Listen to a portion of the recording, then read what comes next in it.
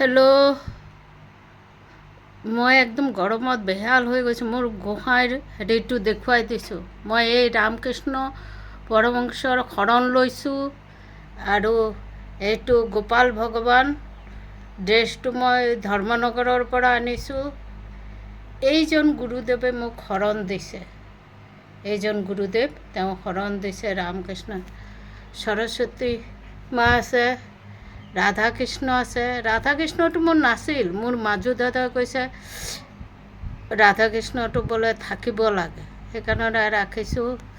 আৰু এই লক্ষ্মী মা আছে আৰু এয়া শিৱ ভগৱান আছে,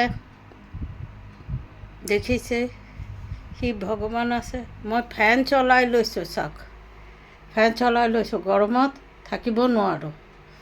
আৰু চাকিটো এইফালে জ্বলাই লৈছোঁ, কাৰণ বতাহ লাগিলে চাকিটো নুমাই যায়। সেইকাৰণে কি কৰিম আৰু কেনেকুৱা ঘামি আছোঁ, চাওক কেনেকুৱা ঘামি আছোঁ।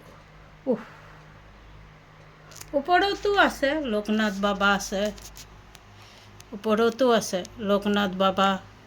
তাৰপিছত লক্ষ্মীমাৰ আগৰ ফটোটো আৰু এই কালীমাৰ ফটোটো মোৰ শাহুৱে পূজা দিছিল। আৰু এইবোৰ আছেই, এই পানীবোৰ হেৰি